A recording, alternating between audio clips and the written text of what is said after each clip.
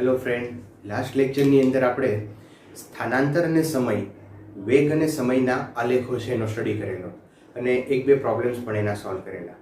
આજે આપણે ટોટલી એ સ્થાનાંતર, સમય, વેગ અને સમય આધારિત જે કે દાખલાઓ છે એ આજે આપણે સોલ્વ કરવાના છે. એક પછી એક પ્રોબ્લેમ્સ છે આપણે લેતા જશું, પણ એ પહેલાં મિત્રો જો તમે આગળના લેક્ચર ન જોયા હોય તો પહેલું કામ એ કરજો, કારણ કે જે કાંઈ પ્રોબ્લેમ્સ આજે લેવામાં આવશે એની અંદર દરેક પ્રોબ્લેમની અંદર આગળના લેક્ચરનો સંદર્ભની અંદર ક્યાંક ને ક્યાંક આવશે. બરાબર, જો તમને તો જ મજા આવશે જો તમે આગળના લેક્ચરો પરફેક્ટલી સમજીને એને યાદ રાખ્યા હશે. અચ્છા, બીજું કામ એ પણ કરો કે તમે મારો લેક્ચર જોવાની શરૂઆત કરો એ પહેલાં આગળના લેક્ચરના જે કાંઈ કન્સેપ્ટો છે એ તમારી સામે તમે નોટ કરીને રાખો. એક દાખલા તરીકે હું તમને એક એક્ઝામ્પલ આપું કે એક આગળના લેક્ચરની અંદર આપણે આવો કન્સેપ્ટ ભણ્યા હતા કે સપોઝ કોઈ અહીંયા આલેખ છે, એ આલેખમાં અહીંયા ધારો કે આ પોઈન્ટ પાસે આ x વર્સિસ t નો આલેખ છે અને આ પોઈન્ટ પાસે આપણે વેગ ફાઇન્ડ કરવો હોય તો અહીંયા સ્પર્શક દોરીએ છીએ. બરાબર, અને આ સ્પર્શકનો જે ઢાળ છે એ આપણને વેગ આપે. એ જ રીતે જો આલેખ છે અહીંયા v વર્સિસ t નો આલેખ હોય અને એનો તમે ઢાળ લ્યો, અહીંયા સ્પર્શક દોરો અને એનો ઢાળ લ્યો તો એ તમને પ્રવેગ આપે. આ વેગ આપે છે, આ પ્રવેગ આપે છે. બંનેની અંદર વસ્તુ ઢાળ જ છે, પણ એકમાં વેગ આપે છે, એકમાં પ્રવેગ આપે છે. તો કન્ફ્યુઝન ન થાય કે સર તમે દરેક વખતે ઢાળ લ્યો છો પણ વેગ અને પ્રવેગ કેવી રીતે નક્કી કરવા. તો x વર્સિસ t નો આલેખ હોય તો ઢાળ વેગ આપશે, v વર્સિસ t નો આલેખ હોય તો ઢાળ પ્રવેગ આપશે. તો આવા બધા નાના નાના પોઈન્ટ્સ જે મેં તમને લાસ્ટ લેક્ચરની અંદર કરાવડાવ્યા છે એ બધા પહેલા તમારી સામે નોટ કરીને રાખો. આલેખોના જે કાંઈ આકારો છે એ આકારો પણ તમારી સામે રાખો કે એનું અર્થઘટન શું થાય છે, ક્યારે પ્રવેગી ગતિ છે, ક્યારે પ્રતિપ્રવેગી ગતિ છે, ક્યારે અચળ પ્રવેગી ગતિ છે અથવા તો અચળ વેગી ગતિ છે. આ બધા જ આલેખોની નોટ્સ તમારી સામે રાખો અને પછી આજના પ્રોબ્લેમ્સ છે એને સોલ્વ કરવાનો પ્રયત્ન કરો અથવા તો એને સમજવાનો પ્રયત્ન કરો. ચાલો, તો એક પછી એક પ્રોબ્લેમ્સ આપણે લેતા જઈએ. મિત્રો, પહેલો પ્રોબ્લેમ્સ છે, જો તમારી સ્ક્રીન પર એક પદાર્થને ઉર્ધ્વ દિશામાં ફેંકવામાં આવે તો તો એના આલેખનો આકાર કેવો હોય છે? પરવલય, ઉપવલય, અતિવલય કે સુરેખા? અચ્છા, અહીંયા મિત્રો જો પદાર્થને ઉર્ધ્વ દિશામાં ફેંકવામાં આવે તો ઇનિશિયલી એનો વેગ છે એ u હશે. જેમ જેમ ઉપર જશે એમ એનો વેગ છે એ ઘટે. v અહીંયા 0 થઈ જશે. અચ્છા, સમગ્ર પરિસ્થિતિ દરમિયાન એનો પ્રવેગ છે એ અચળ રહેશે. અહીં ગુરુત્વ પ્રવેગ લાગશે, a = હું -g કરું કારણ કે ગુરુત્વ પ્રવેગ અધો દિશામાં લાગશે અને આ પદાર્થ છે એ ઉર્ધ્વ દિશામાં જાય છે. ગુરુત્વ પ્રવેગ એટલે કે g એ સમગ્ર સ્થિતિ દરમિયાન અચળ છે. જ્યારે કોઈ પદાર્થને ગુરુત્વાકર્ષી ક્ષેત્રમાં ફેંકવામાં આવે ત્યારે પદાર્થ હંમેશા અચળ પ્રવેગી ગતિ કરે છે. એ ઉર્ધ્વ દિશામાં જતો હોય કે અધો દિશામાં જતો હોય, પણ એનો હંમેશા પ્રવેગ છે એ અચળ રહે છે અને એ g જેટલો હોય છે અને આ g ની વેલ્યુ છે એ 9.8 મીટર પર સેકન્ડ સ્ક્વેર જેટલી છે. અને ઘણી વખત 10 મીટર પર સેકન્ડ સ્ક્વેર પણ લેવાય છે. ઓકે, આની રીતે ડિસ્કસ નહીં કરીએ, પણ આ કોન્સ્ટન્ટ હોય છે એવું મેં તમને અહીંયા બતાવ્યું. હવે એક વસ્તુ આપણને ખબર પડી ગઈ કે v વર્સિસ t નો આલેખ દોરવો છે, પણ એની અંદર ગુરુત્વ પ્રવેગ છે એટલે કે પ્રવેગ અચળ બતાવવો છે. હવે પ્રવેગ અચળ બતાવવો હોય તો અચળ માટે સુરેખા દોરવી જોઈએ. સુરેખાનો ઢાળ અચળ રહે. ઓકે, તો અહીંયા હું આલેખ છે એ આનો આપણે બતાવવો હોય t વર્સિસ v નો આલેખ તો આ રીતે બતાવી શકાય. પ્રારંભિક વેગ છે એનો u, પછી ધીમે ધીમે વેગ ઘટતા ઘટતા આ પોઈન્ટ પાસે એનો વેગ 0 થઈ જશે. આ સુરેખા છે અને આ સુરેખાનો ઢાળ જે પ્રવેગ આપે છે અને એ પ્રવેગ અચળ છે. તો પહેલાનો આન્સર આવશે સુરેખા. તો અહીંયા આપણે કહી શકીએ કે સુરેખા છે. ઓકે, બીજો જે ક્વેશ્ચન છે એ જોઈએ. તો એની અંદર આપેલું છે કે આકૃતિમાં x અક્ષની દિશામાં ગતિ કરતા કણનો સ્થાનાંતરનો અને સમયનો આલેખ દર્શાવ્યો છે. કયા ભાગમાં કણનો પ્રવેગ શૂન્ય થાય? આલેખ કયો છે એ સૌથી મહત્વની વસ્તુ છે મિત્રો. તો અહીંયા આલેખ છે એ સ્થાનાંતર અને સમયનો આલેખ આપેલો છે અને એ આલેખ કંઈક આ રીતે આપેલો છે A to B, B to C, C to D, D to E. અચ્છા, હવે અહીં સ્થાનાંતર અને સમયના આલેખનો જે ઢાળ છે એ વેગ આપે. તો અહીંયા તમે જુઓ આ AB રેખાનો ઢાળ કે જે વેગ આપશે અને સુરેખા છે. સુરેખા હોય તો વેગ અચળ હોય, એટલે કે ઢાળ અચળ હોય.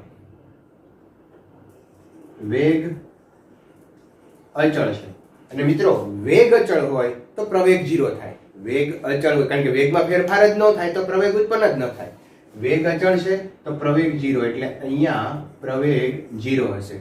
અહીંયા વેગ બદલાય છે, વેગ બદલાય છે એટલે આ પ્રવેગી ગતિ છે, તો B અને C નહીં આવે. C અને D છે ફરી પાછું સુરેખા છે, તો સુરેખા માટે આનો વેગ છે એ અચળ હશે અને વેગ અચળ હોય તો પ્રવેગ 0 હોય. D to E છે એ અગેન તમે જોઈ શકો છો કે જેની અંદર ખૂણો એટલે કે ઢાળ બદલાય છે અને ઢાળ બદલાય તો વેગ બદલાય અને વેગ બદલાય તો એ પ્રવેગી ગતિ કહેવાય. એટલે D to E એ પ્રવેગી ગતિ છે, એ પણ નહીં આવે. તો અહીંયા AB અને CD એના આન્સરો આવશે. તો આન્સરની અંદર તમે સિલેક્ટ કરી શકો AB વક્ર જે છે અને CD વક્ર છે ત્યાં પ્રવેગ 0 હશે. ઓકે, ચાલો નેક્સ્ટ ક્વેશ્ચન આપણે જોઈએ કે એક ગાડી સ્થિર સ્થિતિમાં 4 સેકન્ડ દરમિયાન સમાન પ્રવેગથી ગતિ કરે છે, ત્યારબાદ તે સમાન વેગ સાથે ગતિ કરે છે. તો ગાડીની ગતિનો x વર્સિસ t નો આલેખ આપણે કહેવાનો છે. અહીંયા 4 ઓપ્શનો પણ તમને આપેલા છે, તો એ ઓપ્શન ઉપરથી તમારે નક્કી કરવાનું છે કે આ કયો આલેખ છે. તો મિત્રો પ્રારંભિક વેગ 0 છે અને 4 સેકન્ડ સુધી એ પ્રવેગી ગતિ કરે છે. અપ ટુ 4 સેકન્ડ પ્રવેગી ગતિ થાય છે. જો પ્રારંભિક વેગ 0 છે, પ્રવેગી ગતિ થાય છે, એટલે તમને આઈડિયા આવી જવો જોઈએ કે વેગ છે એ ધીમે ધીમે વધતો જાય છે. વેગ વધતો જાય તો વેગ અને પ્રવેગ એક જ દિશામાં હોય. બરાબર છે? અચ્છા, અને 4 સેકન્ડ પછી એ અચળ પ્રવેગથી ગતિ કરે છે, અચળ વેગથી ગતિ કરે છે. ઓકે, તો આવું કંઈક આપણે બતાવવું છે. તો અહીંયા આલેખ છે એ કંઈક આ રીતે બતાવી શકાય મિત્રો. ઓપ્શન તમને આપેલા છે x વર્સિસ t નો આલેખ છે. તો ઓપ્શનની અંદર તમે જુઓ તો ચોથો જે ઓપ્શન છે એ ચોથા ઓપ્શનની અંદર કંઈક આ રીતે આલેખ આપેલો છે આપણને. બરાબર, આ રીતે એનો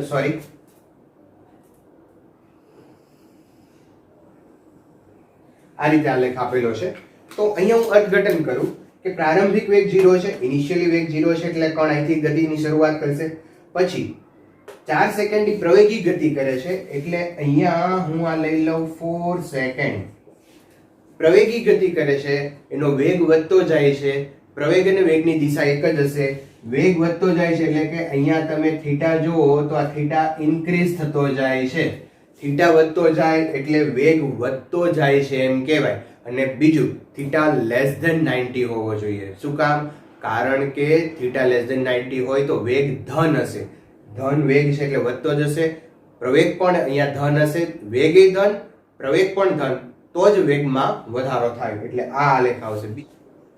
તો હવે અહીંયા 4 સેકન્ડ પછી એ અચળ વેગથી ગતિ કરે છે. તો અચળ વેગ માટે સ્ટ્રેટ લાઈન બતાવવી પડશે, કારણ કે x વર્સિસ t નો આલેખ છે. x વર્સિસ t ના આલેખ આ જે સુરેખા છે તો એ અચળ વેગથી આપણે એને બતાવ્યું. બરાબર, તો આલેખ નંબર 4 છે એ આનો ઓપ્શનની અંદર આવશે. એની પછીનો આપણે પ્રોબ્લેમ જોઈએ. કણના વેગના વર્ગ અને કપાયેલા અંતર વચ્ચેનો આલેખ આકૃતિમાં બતાવેલો છે. તો કણનો પ્રવેગ મેળવવાનો છે. ક્વેશ્ચન નંબર છે 85. અહીંયા મિત્રો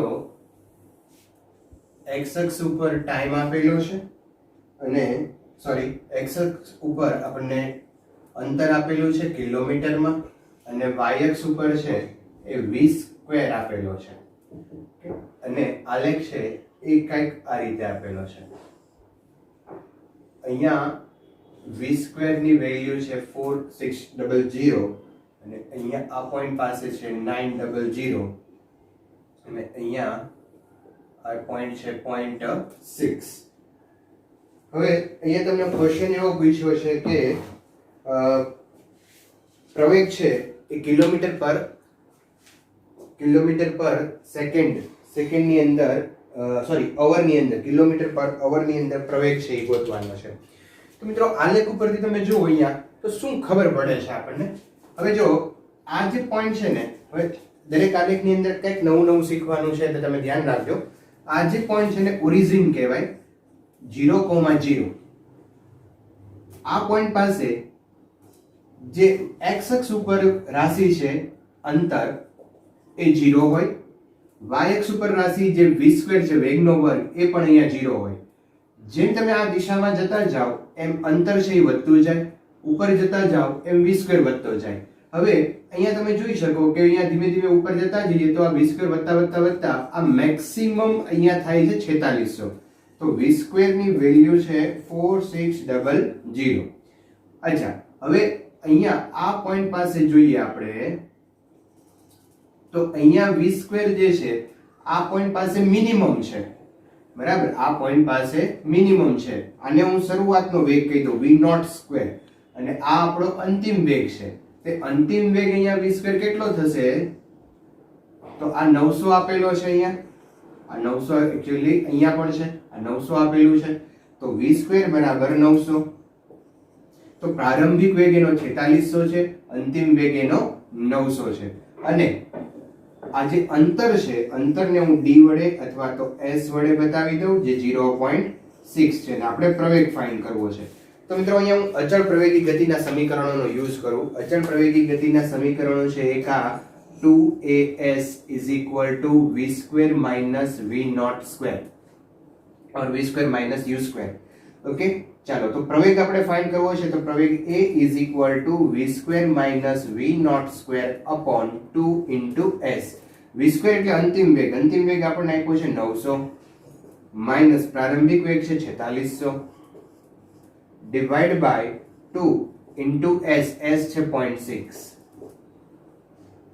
ચાલો અહીંયા 4600 માંથી તમે 900 બાદ કરો એટલે અહીંયા થઈ જશે 3600 બરાબર, માઈનસ અને અહીંયા 1.2 0.6 છે એટલે અહીંયા થઈ જશે.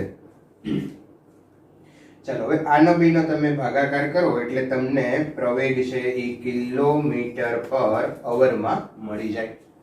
તો મિત્રો આ થોડુંક કંઈક અલગ આવ્યું, પણ અલગ કર્યા અહીંયા આપણે આ વસ્તુનો ઉપયોગ કરતા શીખ્યા, બરાબર. આલેખ ગમે હોય, અર્થઘટન આપણને આવડવું જોઈએ. તો અહીંયા નવું શું શીખ્યા? ઉદ્ગમ બિંદુ છે, આ તરફ જાવ તો x અક્ષ ઉપરની રાશિ વધતી જાય, ઉપર જાવ તો y અક્ષ ઉપરની રાશિ વધતી જાય.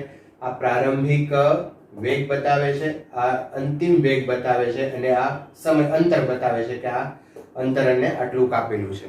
ઓકે, ચાલો એની પછીનું આપણે લઈએ 86.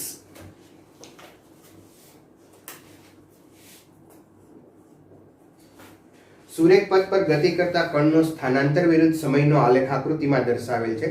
10 સેકન્ડના ગાળા માટે કણના સરેરાશ વેગનું મૂલ્ય કેટલું છે?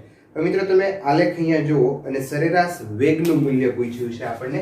આલેખ કંઈક આ રીતે આપેલો છે.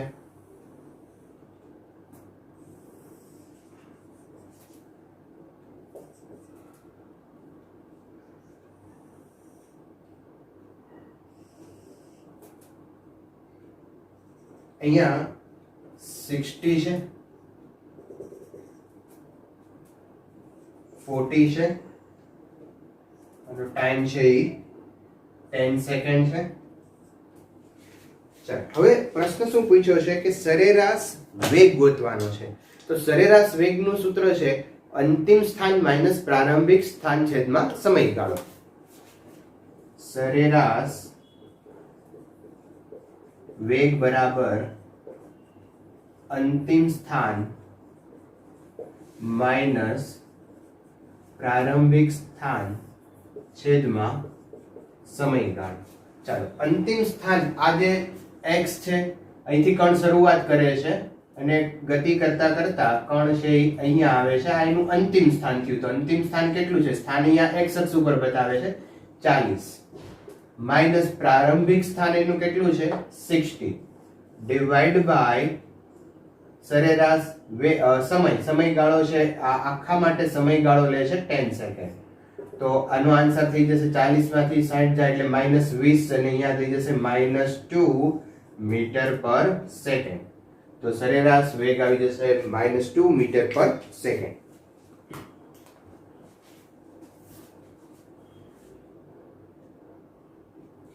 અચ્છા, હવે અહીંયા તમને એવું કીધું છે સરેરાશ વેગનું મૂલ્ય કેટલું હશે.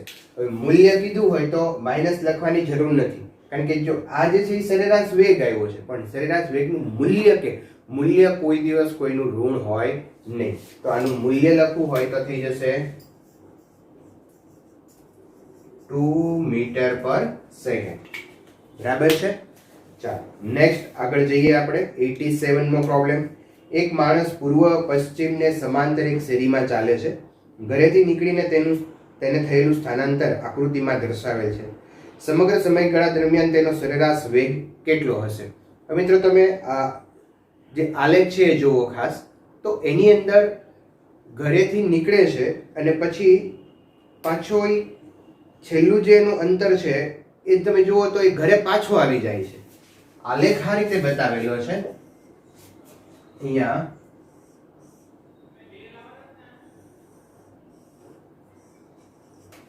ચાલો તો અહીંયા એનું પ્રારંભિક સ્થાન ક્યાં છે? જો આ એનું પ્રારંભિક સ્થાન છે. અહીંયા એનું અહીંથી જાય છે, આ રીતે જાય છે અને પાછો અહીંયા આવે છે. તો અંતિમ સ્થાન એનું ક્યાં આવ્યું? એ પણ 0 જ આવ્યું. પ્રારંભિક સ્થાન અને અંતિમ સ્થાન સમજો છો તમે? ફરીવાર ધ્યાન રાખજો. આ પોઈન્ટ જે છે, અહીંયા હું એકવાર પોઈન્ટ લઈને તમને સમજાવું. ધારો કે આ પોઈન્ટ છે તો એનું સ્થાન અહીંયા આવે x, આ સમય આપે. આ પોઈન્ટ અહીંયા આવ્યો તો આ એનું સ્થાન છે, આ એનો સમય છે. પોઈન્ટ અહીંયા આવશે કોઈ બિંદુ તો આ એનું સ્થાન છે, આ એનો સમય છે. હવે ધારો કે પોઈન્ટ અહીંયા આવ્યો તો આ એનું સ્થાન છે, અહીંયા આ એનું સ્થાન છે, આ એનો સમય છે. પોઈન્ટ અહીંયા આવી જાય તો આ એનું સ્થાન છે. તો અહીંયા હું અહીંયા 0,0. તો આ અક્ષ છે, x અક્ષ ઉપર y આમ 0 હોય. આ x અક્ષ છે તો એના ઉપર આ જે સમય અક્ષ છે, આપણે સમય અક્ષ લ્યો તો એના ઉપર x, આ x જે સ્થાન છે એ 0 હોય. તો પ્રારંભિક સ્થાન એ 0 છે, અંતિમ સ્થાન પણ એનું 0 છે. તો પ્રારંભિક ને અંતિમ બંને સ્થાન એના 0 હોય તો એટલે કે ઘરે જઈને પાછો ઘરે આવી જાય છે. તો સ્થાનાંતર કોઈ થશે નહીં, અને સ્થાનાંતર નહીં થાય તો સરેરાશ વેગ મળશે નહીં. અંતિમ સ્થાન માઇનસ પ્રારંભિક સ્થાન બે 0 0 જ આવશે તો કોઈ અહીંયા આપણને સરેરાશ વેગ છે એ મળશે નહીં. તો સરેરાશ વેગ છે એ 0 આવશે. બરાબર છે. ચાલો એની પછી 88 મો પ્રોબ્લેમ છે એ લઈએ. આ વેગ વિરુદ્ધ સમયના આલેખમાં પદાર્થે કરેલું અંતર અને 5 સેકન્ડના સમયગાળા દરમિયાન પદાર્થે કરેલું સ્થાનાંતર કેટલા મીટર હશે? તો અહીંયા આલેખ આપ્યો છે ને, આલેખ ઉપરથી આપણે અંતર અને સ્થાનાંતર ગોતવાનું છે. મિત્રો આલેખ જે છે એ વેગ અને સમયનો આલેખ છે. તો વેગ અને સમયના આલેખ ઉપરથી આપણે કેવી રીતે અંતર મેળવી શકીએ? વિડીયો પોઝ કરો અને કોમેન્ટમાં મને લખો v વર્સિસ t ના આલેખમાં, વેગ અને સમય વિરુદ્ધના આલેખમાં સ્થાનાંતર અને અંતર મેળવવું હોય તો શું કરવું પડે, શું મેળવવું પડે? ખાલી એક જ શબ્દ લખવાનો છે. v વર્સિસ t ના ક્વેશ્ચન આવો છે, v વર્સિસ t ના આલેખમાં સ્થાનાંતર કે અંતર મેળવવા માટે શું મેળવવું પડે? એક જ શબ્દની અંદર મને કોમેન્ટ કરો ઝડપથી. ચાલો તો અહીંયા આલેખ છે એ કંઈક આવો આપેલો છે. મિત્રો તમારી બધાની કોમેન્ટ છે એ આવવી જોઈએ, બરાબર? તો જ મને ખ્યાલ આવશે કે તમે કંઈક ચોક્કસ માર્ગ અથવા તો વે ઉપર ચાલો છો. ચાલો હવે અહીંયા આલેખ છે એ કંઈક આ રીતે આપણને આપેલો છે. અહીંયા 40 થી શરૂ થાય છે, 40, અહીંયા 20 છે, અહીંયા 2 સેકન્ડ છે,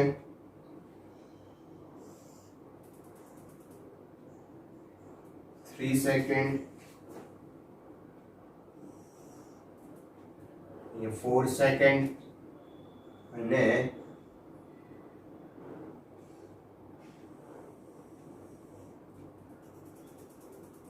5 સેકન્ડ.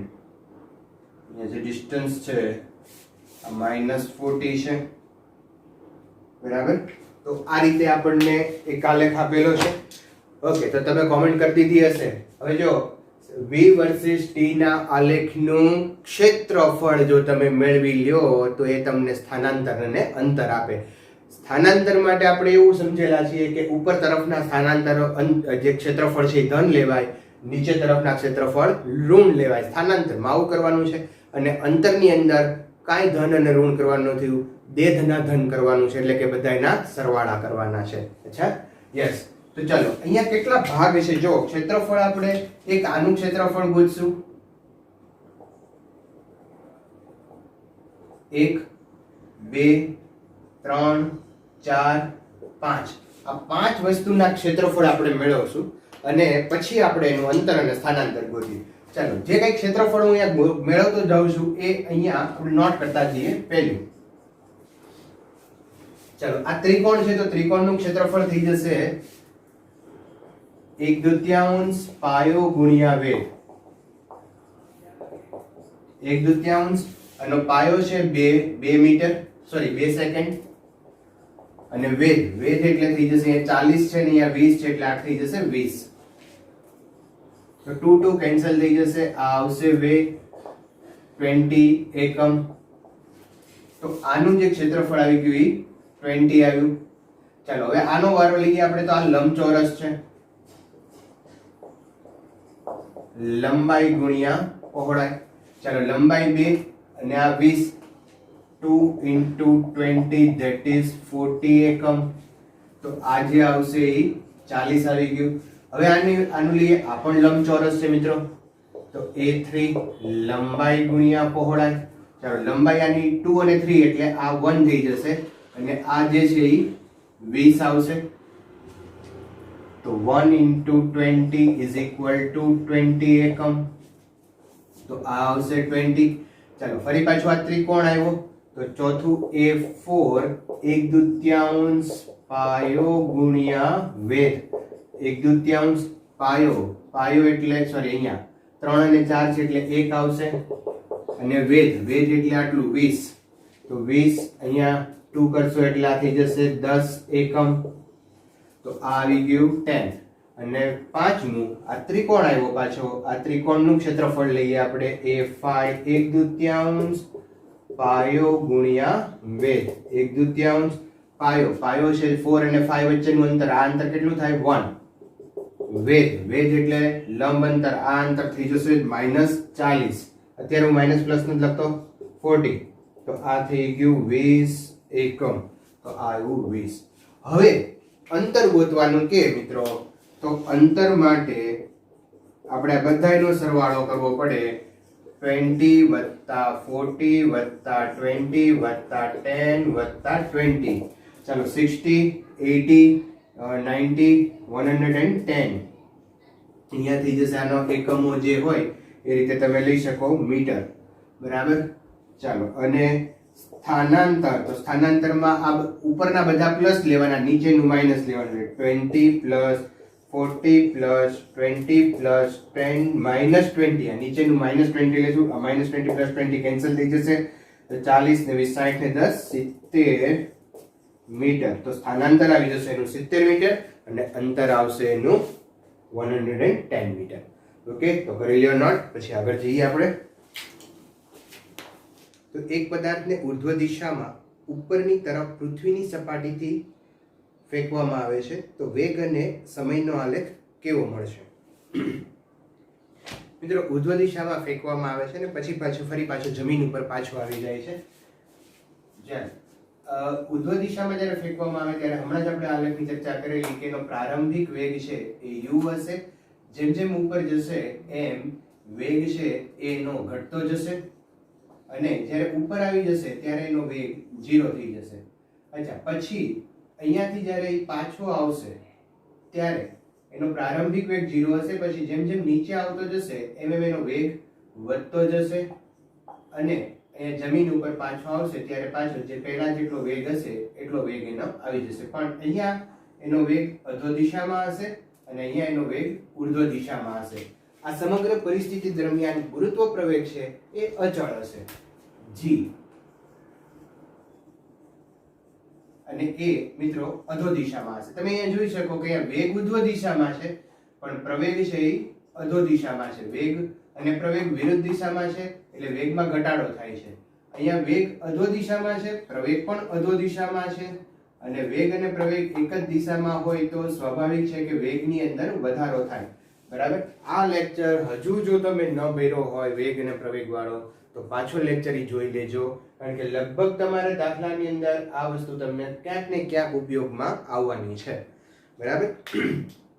અચ્છા, તો આવો કંઈક આલેખ છે એ આપણે આની અંદરનો પસંદ કરવાનો છે. તો મિત્રો અહીંયા તમે જોઈ શકો કે હું આલેખ છે એ ટાઈમ અને આલેખો આપણને આપેલા છે. અહીંયા બધા જ આલેખો v વર્સિસ t ના આલેખો છે. તો આ વેગ, ચાલો એની અહીંથી શરૂઆત થાય છે. તો પ્રારંભિક વેગ કંઈક હશે, 0 નથી. તમારે કોઈ પદાર્થને ઉર્ધ્વ દિશામાં ફેંકવો હોય તો પ્રારંભિક વેગ આપવો પડે. એટલે હું અહીંથી શરૂ કરું છું આલેખ, કારણ કે આ જે છે એ પ્રારંભિક વેગ છે u, અને અહીંયા કોઈ ટાઈમ, ધારો કે ટાઈમ t છે તો એ t ટાઈમે એનો વેગ 0 થઈ જાય છે. તો અહીંયા વેગ એનો 0 થઈ જશે. આ આવશે સ્ટ્રેટ લાઈન. સ્ટ્રેટ લાઈન શું કામ આવશે? આમ કર્વ કેમ ન લીધો? તો એનું રીઝન સિમ્પલ છે કે અહીંયા g એટલે કે પ્રવેગ અચળ છે. ચાલો હવે અહીંયા આવી ગયા પછી વેગ 0 થયા પછી વેગની દિશા બદલાઈ જશે. વેગની દિશા બદલાઈ જશે તો વેગ છે એ નીચે તરફ આવી ગયો. નીચે તરફ વેગ આપણે ઋણ લઈએ, ઉપર તરફનો વેગ જો ધન લેતા હોય તો નીચે તરફનો ઋણ આવે. તો હું અહીંથી ગ્રાફને આગળ વધારું. તો આ ટાઈમ t હશે અહીંયા, અને અહીંયા ટાઈમ 2t થઈ જશે. અહીંયા u વેગ છે, આ માઈનસ u આવી જશે અહીંયા. બરાબર. અને આલેખ છે એ આ રીતે સ્ટ્રેટ લાઈન આવશે. ઓકે. ફરી પાછા આલેખોના અર્થઘટન જે મેં ભણાવ્યા છે એક વખત જોઈ લેજો, તો આ આલેખમાં તમને કોઈ પ્રોબ્લેમ નહીં થાય. ચાલો એની પછી 90 નો જે ક્વેશ્ચન છે એ જુઓ.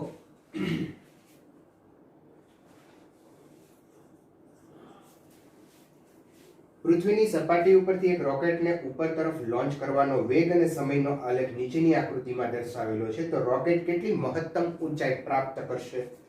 તો આલેખ છે એ અહીંયા તમે જુઓ ખાસ.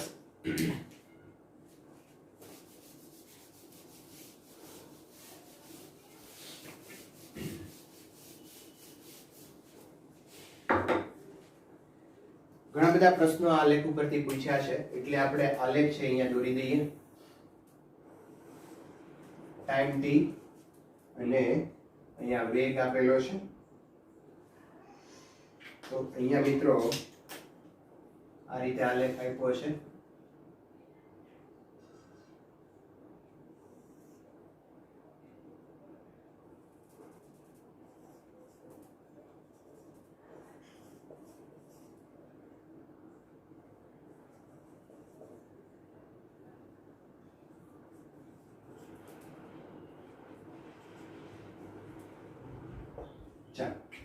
તો આ રીતે આલેખ આપ્યો છે અને પહેલો પ્રશ્ન આપણને પૂછ્યો છે કે રોકેટ કેટલી મહત્તમ ઊંચાઈ પ્રાપ્ત કરે.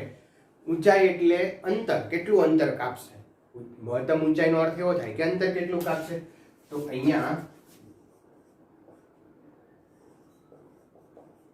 મહત્તમ ઊંચાઈ ઇઝ ઇક્વલ ટુ કુલ અંતર. ચાલો તો v વર્સિસ t નો આલેખ છે. અંતર ગોતવું હોય તો આપણે ક્ષેત્રફળ ગોતી લેવું પડે.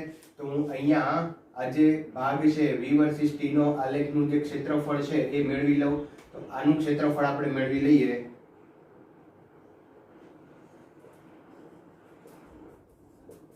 ક્ષેત્રફળ ઇઝ ઇક્વલ ટુ 1/2 પાયો મલ્ટીપ્લાય વેગ. 1/2 પાયો એનો થઈ જશે, આખું ત્રિકોણ છે એનો પાયો થઈ જશે 120 મલ્ટીપ્લાય વેગ. વેગ એટલે અહીંયા કેટલું થઈ જશે મિત્રો? 1000. ઓકે, તો અહીંયા થઈ જશે 60.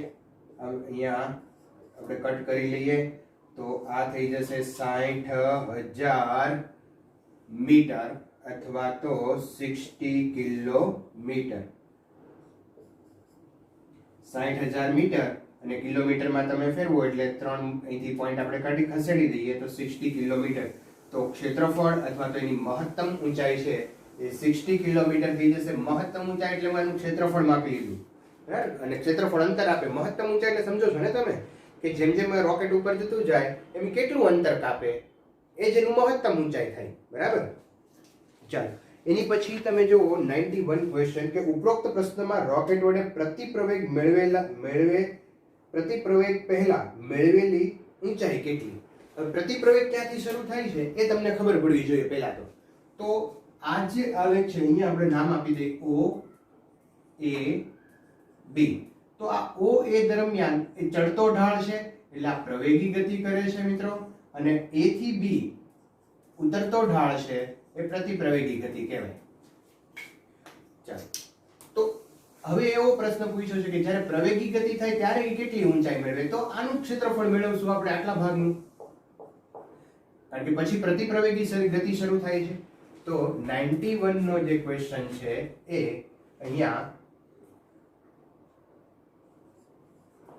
પ્રવેગી ગતિ દરમિયાન મેળવેલ મહત્તમ ઊંચાઈ, that is 1/2 પાયો મલ્ટીપ્લાય વેધ. 1/2 પાયો થઈ જશે 20 અને વેધ છે 1000, અહીં 2 કેન્સલ કરી નાખશો અને અહીંયા 10,000 that is 10 કિલોમીટર. એક સ્ટેપ અહીંયા લખો તો લખી શકો મીટર ઓર 10 કિલોમીટર. તો 91 નો આન્સર આવશે 10 કિલોમીટર. ચાલો 92 ની અંદર આપણે જોઈએ તો ઉપરોક્ત પ્રશ્નમાં મહત્તમ ઊંચાઈ મેળવવા માટે લાગતા સમય દરમિયાન રોકેટનો સરેરાશ વેગ ગોતવાનો છે. મહત્તમ ઊંચાઈ દરમિયાન સરેરાશ વેગ. તો હમણાં જ આપણે આવું ભણી ગયા છીએ મિત્રો કે સરેરાશ વેગ ગોતવો હોય તો અંતિમ સ્થાન માઈનસ પ્રારંભિક સ્થાન લઈએ. સરેરાશ વેગ ગોતો તો અંતે પણ અહીંયા આપણને સ્થાન નથી આપ્યું, તો આપણે આ રીતે કરી શકીએ કે કુલ અંતર છેદમાં સમયગાળો. અંતરના છેદમાં સમય કરીને પણ આપણે વેગ મેળવી શકીએ. તો કુલ અંતર કેટલું કાપે છે? 60 કિલોમીટર અથવા તો 60,000 મીટર, અને સમયગાળો એ દરમિયાન કેટલો છે? 120. તો 120 અહીંયા બિંદુ કેન્સલ કરી નાખીએ. 12 ને 60 એટલે થઈ જશે 500 અહીંયા મીટર પર સેકન્ડ. તો એનો વેગ આવી જશે 500 મીટર પર સેકન્ડ. ઓકે, ચાલો 93 માં જોઈએ તો ઉપરોક્ત પ્રશ્નમાં રોકેટનો પ્રતિપ્રવેગ કેટલો? નો પ્રોબ્લેમ. ચાલો પ્રતિપ્રવેગ ગોતવો હોય મિત્રો તો પ્રતિપ્રવેગ એટલે અહીંયા એની પ્રતિપ્રવેગ છે તો આ v વર્સિસ t નો આલેખ છે. v વર્સિસ t ના આલેખનો ઢાળ ગોતી લો એટલે પ્રતિપ્રવેગ આપે. ચાલો તો આનો ઢાળ એટલે હું આ થીટા ગોતી લઉં. AB રેખાનો ઢાળ, તો ઢાળ બરાબર થઈ જશે અહીંયા સામેની બાજુ છેદમાં પાસેની બાજુ tan થીટા. ઢાળ બરાબર હું અહીંયા લખું ઢાળ બરાબર tan થીટા બરાબર પ્રતિપ્રવેગ. તો સામેની બાજુ કેટલી છે? 1000 અને પાસેની બાજુ 120 માઈનસ 20. 1000 120 માઈનસ 20 એટલે થઈ જશે 100, અને 100 ને અહીંયા તમે 1000 છે એટલે 10. તો ઉપરોક્ત પ્રશ્નનો આન્સર આવશે 10 મીટર પર સેકન્ડ સ્ક્વેર પ્રતિપ્રવેગ છે. બરાબર. ઢાળ આનો આપણે AB રેખાનો ઢાળ, આનો ઢાળ ગોતશું. ઢાળ એટલે tan થીટા. સામેની બાજુ આ કેટલું થઈ જશે? 1000, અને આ થઈ જાય આ અંતર કેટલું થાય? 120 માંથી 20 બાદ કરો એટલે આ અંતર 100 થઈ જાય. તો 100 અહીંયા તમે આની હારે ઉડાડી દો એટલે 10 રહેશે. ઓકે, ચાલો નેક્સ્ટ જોવો તમે 94. ઉપરોક્ત પ્રશ્નમાં રોકેટનો પ્રવેગ ગોતો. તો પ્રવેગ ગોતવા માટે ઓબ્વિયસલી તમારે અહીંયા આનો ઢાળ ગોતવો પડે.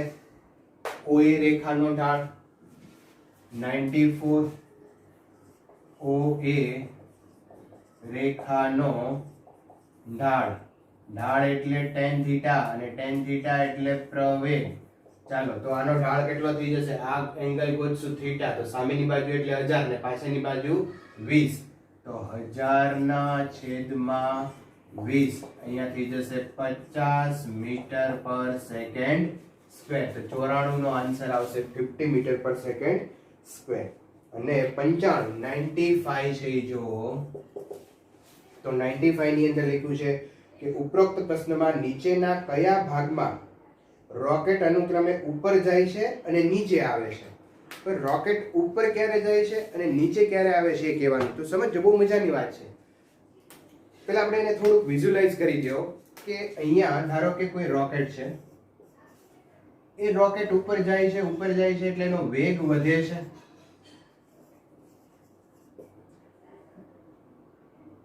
પછી અમુક સમય પછી એનો વેગ ઘટવાનું શરૂ કરે છે. વેગ ઘટવાનું શરૂ કરે એટલે પ્રતિપ્રવેગી ગતિ થાય. પણ રોકેટ છે એ તો આગળ જ વધતું હોય. તમે પહેલા સાયકલ અને સાયકલના ઉદાહરણ સાથે સરખાવો. તમે સાયકલ કે સ્કૂટર ઉપર બેસો છો ત્યારે એનો વેગ 0 હશે. પછી તમે એક્સિલેટર આપશો એટલે સ્કૂટર છે એ પ્રવેગી ગતિ કરશે. હવે અચાનક તમે બ્રેક મારો છો તો બ્રેક મારશો એટલે સ્કૂટર કે પાછું નહીં જવા માંડે. સ્કૂટર તો આગળ જ જાય છે, વેગ ઘટતો જાય છે, પ્રતિપ્રવેગી ગતિ થાય છે, પણ સ્કૂટર તો આગળ ને આગળ જ જતું જાય છે. બરાબર? અને અમુક સમય પછી ઊભું રહી જશે. તો એ વસ્તુને અહીંયા સમજવાનો પ્રયત્ન કરજો. અહીંયા પ્રોબ્લેમ આપણને એવું કીધું છે કે રોકેટ કયા ભાગમાં અનુક્રમે ઉપર જાય છે અને નીચે આવે છે. તો અહીંયા તમે જુઓ કે O થી A દરમિયાનની પ્રવેગી ગતિ કરે છે. તો પ્રવેગી ગતિ કરે એટલે રોકેટ તો ઉપર જવાનું જ તે.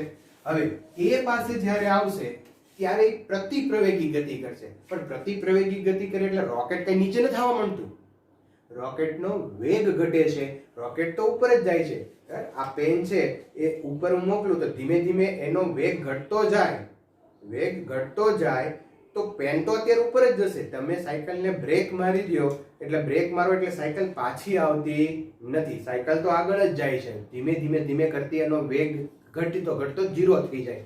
તો અહીંયા મિત્રો સમજજો કે O થી A દરમિયાન રોકેટ ઉપર જાય છે, A થી B દરમિયાન પણ રોકેટ ઉપર જ જાય છે. અહીંયા જ્યારે પહોંચશે ત્યારે એનો વેગ 0 થઈ જશે. મિત્રો કોઈ પદાર્થ પાછો ત્યારે આવે જ્યારે એનો વેગ 0 થાય. પ્રવેગ ઋણ હોય તો પદાર્થ પાછો આવતો હોય એવું કહી શકતા નથી. હું આ રીતે ગતિ કરું છું, મારે પાછું આવવું હોય તો મારે અહીંયા વેગ 0 કરવો પડે, પછી હું આમ પાછો આવું. એટલે પદાર્થનો રોકેટનો વેગ અહીંયા 0 થાય છે. એટલે AOB દરમિયાન રોકેટ ઉપર જાય છે. OAB દરમિયાન રોકેટ ઉપર જાય છે અને B અને અહીંયા હું ધારો કે C લખી નાખું તો BC દરમિયાન રોકેટ નીચે આવે છે. બરાબર? તો આ વસ્તુ ખાસ સમજવાની છે. ચલો નોટ કરી લો, પછી આપણે આગળ જઈએ. 26 નો પ્રોબ્લેમ છે જોઈએ. તો એની અંદર ક્વેશ્ચન આપ્યો છે કે ગતિ કરતા કણનો પ્રવેગ સમયનો આલેખ આકૃતિમાં દર્શાવ્યો છે. તો 0.4 સેકન્ડ દરમિયાન વેગ સમયનો વક્ર કેવો હશે? તો અહીંયા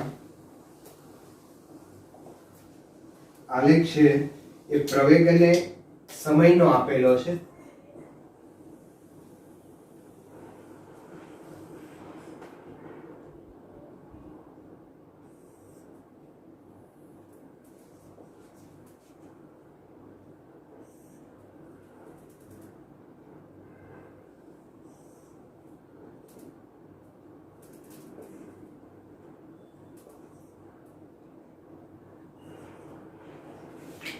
તો હવે જો આનું અર્થઘટન આપણે કરવું પડે કે અહીંયા 2 સેકન્ડ દરમિયાન પ્રવેગ છે એ અચળ છે, કારણ કે સુરેખા છે. આ સમય અક્ષને સમાંતર છે. સમય અક્ષને સમાંતર અક્ષ હોય તો y અક્ષ ઉપરની રાશિ અચળ છે. તો અહીંયા એ અચળ છે અને પોઝિટિવ છે. અહીંયા પણ સુરેખા જ છે, અહીંયા પણ એ અચળ છે અને નેગેટિવ છે, એ માઈનસ એ છે. તો આવું આપણે દેખાડવાનું છે વેગ અને સમયના આલેખમાં. ઓપ્શનો તમને આપેલા છે તો તમે અહીંયા જોઈ શકો કયો આલેખ આવે. તો જો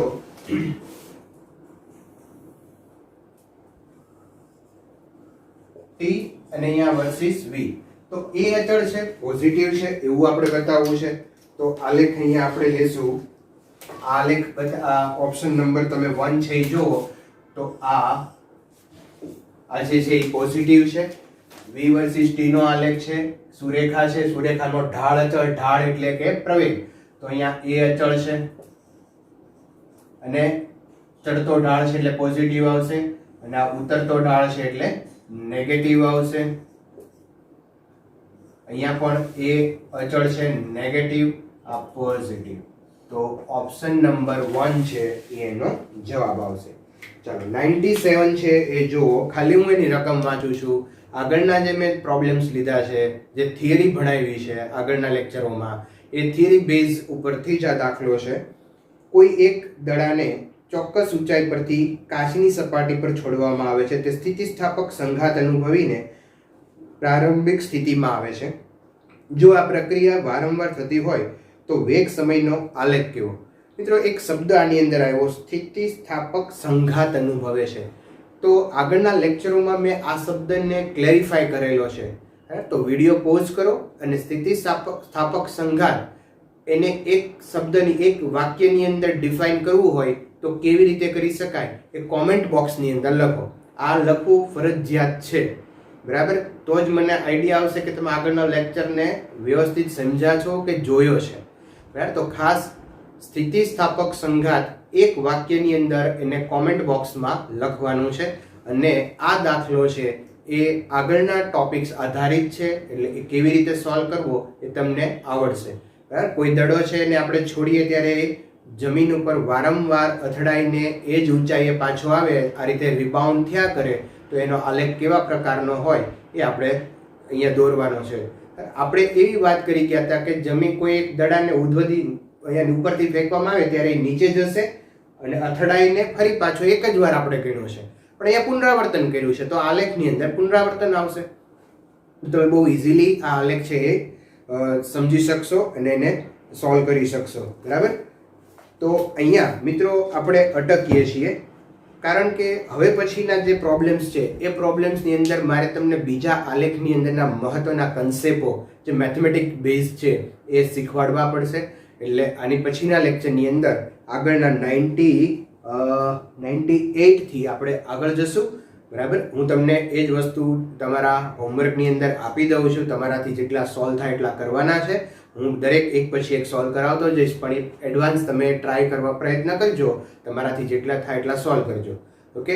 તો થોડીક મેથેમેટિકલ બેઝ જે કોન્સેપ્ટ છે એ આપણે આવતા લેક્ચરની અંદર ભણશું અને આ પ્રોબ્લેમ્સ પણ સાથે સાથે સોલ્વ કરશું. તો અત્યાર સુધીનું કામ જે છે એ પરફેક્ટલી તૈયાર કરી રાખો. તો નેક્સ્ટ લેક્ચરમાં આપણે મળીએ. ચલો, thank you, take care, good bye.